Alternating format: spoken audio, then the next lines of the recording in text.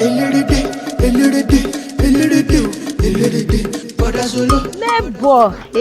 Neighbor. Good morning, yo. Good morning, neighbor. Nah, dispatch work you call they do now. Now him I call they do now. You know say as work not dey the country. Person thief salt now, they go put tire for your neck. Instead of me to thief, now see man just they do this until they survive. You good. That remind me. I get work for you. You get work for me? Yeah. Oh, bring her corner. I know say my first work with this one. As I just start so, now neighbor just give me work. You see why I go to get better neighbor where they believe in your dreams, where they want to support your career. Neighbor, God bless you. Bring her corner. I'll deliver her now. Neighbor. Officer, I don't feel just dey comfortable again. The way you take dey invest, the way you take dey enjoy, go buy food. How they chop 2 meat, you dey chop like 5-6 meat. You do it dey fresh these days. I'm not sure saying that this salary work wey me dey do. Now the same salary now you take dey do all this thing. So, officer, you talk to me. What did dey happen? How you take dey get your money? Tell me how it be.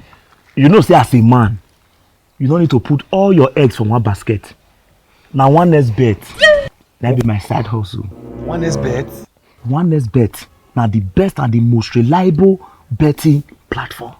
Bless I don't hear of that one next bet. Not be them be the official partner, global partner of Barcelona Football Club and La Liga. I don't hear now that bet. See be the official sponsor of Africa Cup of Nations. You not go believe. Registration for one next bet now free. Wait, make I shock you. As you download the app, register. Once you make your first deposit, one next bet go knock you 200% bonus of what you deposit. That is when you use the promo code PILSBET. See, for example, if you register, you make your first deposit of 50,000. One next bet go summon you with 100,000 bonus, making 150 go cheap for you. Wait, on your account are you open? When you go take the bet. 150,000. One next bet with promo code PILSBET. Neighbor, you do well for my body, oh. Thank you. See, you go make carry this letter. Go army barrack. Okay. If you read it, you give this officer away name dey so. You tell am say, I say, if he ever come and no beg or ever see around me, tell am say, now go kill papa. Okay. Tell am wetin I talk o. Tell am say, I say. So how much neighbor? We do look na 500, but that barrack side, 1,000 naira. Okay, if you deliver and finish, you collect money for your hand. Okay, no. And I go pay. Can I go pay me? I go pay. Never. Thank you.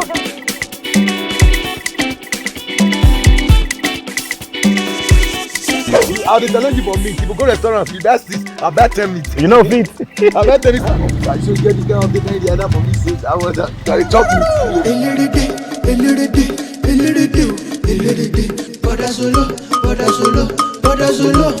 Yeah, good afternoon, sir. Afternoon. Yes, sir. Sir, please, I'm looking for Officer Ojo. What's the problem? I'm the one. Sir, I have just the dispatch rider, and I want to send me say make I deliver this message. Breakup letter.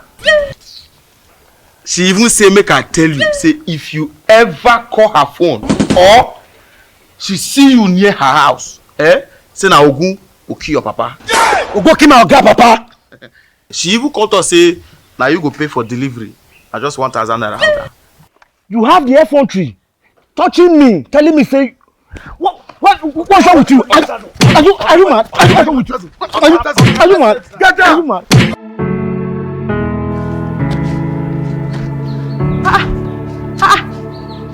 Neighbor. You get accident. Yo, do. Now wow. And I begin to that work for you this morning, yo. This time not be for Barako. This one na for 4th Brigade. Hey! I dey come back, I go bring her call. Neighbor. And I dey go still pay for delivery.